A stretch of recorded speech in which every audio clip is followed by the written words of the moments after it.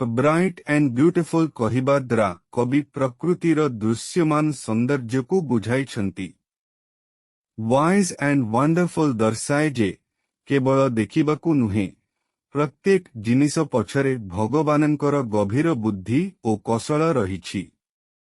ताहा हाथी परी बड़ जीव हेउ बा पिंपुड़ी परी क्षुद्र समस्ते सेही जने स्रष्टांक द्वारा निर्मित। भगवान केवल विशाल जिनिस गढ़ी नाहंती, से अति सूक्ष्म जिनिस को भी रूप देइछंती। जेतेबेले गोटिए कढ़ी फूल फ्लावर होई फुटे तार उज्जवल रंग ग्लोइंग कलर्स भगवानंक रंगतुलीर स्पर्श। सेहीपरि छोट पक्षी मानंकर डेणाकू से एते हालुका और सुंदर करिछंती जे सेमाने आकाशरे उड़ी गीत गाई पारुछंती।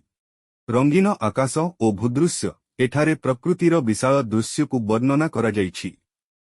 पर्पल हेडेड माउंटेन रो अर्थ हेउछि सूर्यास्त समयरे पहाड़र शिखर उपरे जेउ बाइगणी रंगर आभा खेली जाए। सकाळर सूर्योदय एवं संध्यार सूर्यास्त सारा आकाश को उज्जवल करे, जहाँ मन को शांति प्रदान करिथाए। ऋतुचक्र ओ ताहार उपहार भगवान ऋतुमानंक मध्यरे संतुलन रक्षा करिछंती। शीत दिनर ठंडा पवन हेउ बा खरा दिनर आरामदायक किरण लेजेंड सन ए सबु सेही परमेश्वरंको दान। बगीचारे पाचिला फलर मिठास आम पाई तांकर एक सुंदर उपहार। आमर परिवेश ओ संबल आमे रहुथिबा परिवेश को कवि एठारे गुरुत्व देइछंती। सबुज जंगलर उच्च गछ टॉल ट्रीज एवं खेलिबा पाई प्रशस्त घास पड़िया मेडोस भगवान आमकू देइछंती। नदी कूलरे मिलुथिबा राशेस बा नळखगड़ा गछ आमर दैनंदिन कामरे जथा चटाण बा टोकेई बुनिबा साहाय्य करे। कृतज्ञता ओ महिमा शेषरे कवि मनीषकू एही सबु सुख उपभोग करिबा पाई दिया जाइथिबा शक्ति विषयरे कहिछंती। भगवान आमकू आखि देइछंती एही सुंदर पृथ्वी को देखिबा पाई एवं ओठ देइछंती तांकर प्रशंसा करिबा पाई। से अलमाइटी बा सर्वशक्तिमान, कारण से सारा ब्रह्मांड को एते श्रृंखलित और सुंदर भावरे गढ़िछंती।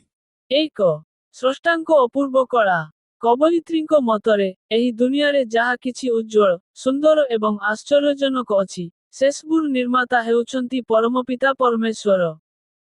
से केवल बड़ जिनिस नुहे बरन अति क्षुद्र जीवमानंकु मध्य अति निखुण भावरे गढ़िछंती। 2 क्षुद्र सृष्टिर वर्णना भगवान फूलमानंकु सुंदर और उज्जवल रंगरे सजाइछंती। सेहीपरि छोट छोट पक्षी मानंकु आकाशरे उड़िबा पाई क्षुद्र डेणा एवं मधुर स्वररे गीत गाइबा पाई शक्ति देइछंती। 3 प्रकृतिर विशालता कवितारे बाइगणी रंगर पहाड़ शिखर बोहि जाउथिबा नदी सूर्योदय एवं सूर्यास्तर वर्णना करा जाइछि।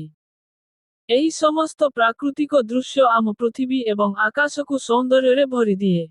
4 ऋतु परिवर्तन ओ उपहार भगवान शीत दिनर ठंडा पवन एवं खरा दिनर सुखद सूर्यकिरण सृष्टि करिछंती। से बगीचारे आम खाइबा पाई मिठा ओ पाचिला फलर व्यवस्था मध्य करिछंती। 5 मानव जीवनर लक्ष्य सबुठारु गुरुत्वपूर्ण कथा हेउछि भगवान आमकु एही सबु सौंदर्य को उपभोग करिबा पाई आखि देइछंती एवं तांकर एही महानता विषयरे अन्यमानंकु कहिबा पाई ओठ देइछंती। निष्कर्ष एही कवितारु आमे शिक्षा पाउ जे भगवान हेउछंती सर्वशक्तिमान। से ही सारा ब्रह्मांड को अति उत्तम भावरे एवं श्रृंखलित भावरे गढ़िछंती। तेणु आमे सर्वदा प्रकृति को भल पाइबा उचित एवं स्रष्टांक निकटरे कृतज्ञ रहिबा उचित।